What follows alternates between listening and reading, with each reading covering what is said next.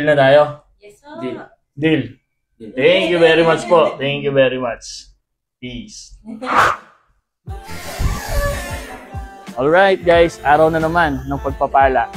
Guys, ngayong araw meron tayong hinihintay na buyer and manggagaling pa po sila ng Tansa, Cavite. Ang ating buyer ay galing na dito last Holy Week para i-check ng personal, pero nag-decide sila na bumalik ngayong araw para i-final checking ang ating sasakyan.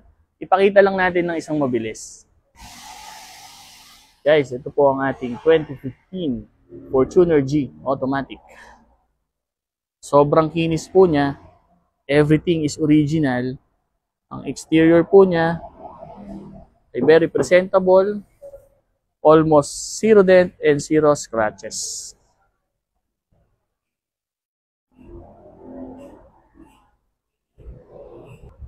Ang mga tires po niya ay mga makakapal, around 90%. Fresh and intact interior. Magaganda po ang ating upuan. Naka-Android head unit na rin po. And of course, ice cold aircon. Ito po ang ating back seat. Very presentable. Also, ang headliner po niya ay malinis. Ang ating Fortuner ay 7 to 8 seater. Hopefully, maiuwi na ng ating buyer ang ating 2015 Fortuner. Pauwi ng Cavite para sulit ang kanilang biyahe. At pagdating nga ng ating mga buyer ay hindi na sila nag-aksaya ng oras. Diretso na sila sa ating unit para mag-final checking. Dahil malayo nga ang kanilang biyahe, kailangan nilang i-double check ang ating mga langis at coolant. At dahil syempre pina-check ko na rin yan, mukhang approved na sa kanila. Alright guys, so eto na naman po tayo. Kasama po natin si Ma'am Trish and si Pastor Jude. Oo. Guys, kanina, chinek po nila ang ating Fortuner na 2015 G Automatic. Nga pala, ang ating mga buyer ay galing pa po ng Canada, Cavite. Canada, Cavite. Medyo malayo-layo po ito. At last Holy Week, Biyernes Santo guys, galing sila dito. Chinek na nila. Pero yun nga, nagustuhan naman nila at nag-reservation sila.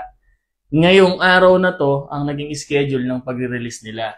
So nagsama din sila ng mga personal driver. Sir, kaway ka nga sir. Ayan. Siyempre, ang ating mga kaibigan, sila Pastor.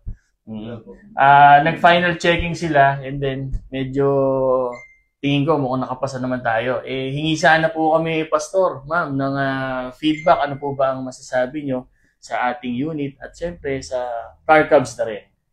Ito po walang halong biro talaga. Walang halong bola. Sabi po nung kasama namin ng marunong pumingin, panalong-panalo daw po kami. Panalong-panalo? Panalong-panalo. Doon po sa sasakyan.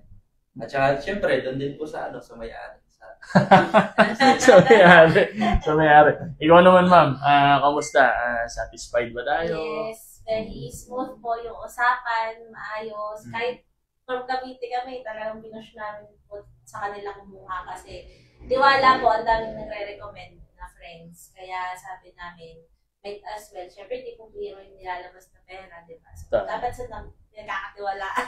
Kaya maayos po, sobrang ganda. Yun guys, ang nakakatuwa, yung mga taga-malalayo dumadayo sa atin. Siyempre, ang dami ding mga dealership sa area. Pero yung mapili ka, napakalaking blessing from above.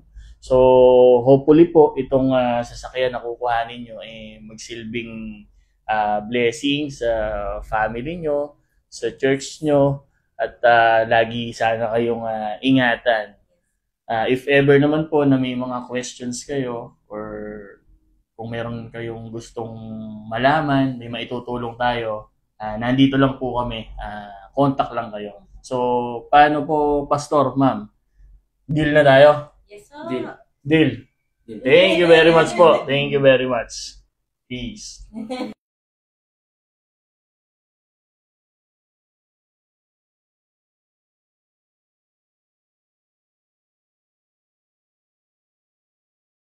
Magandang umaga, araw na naman ang pagpapala.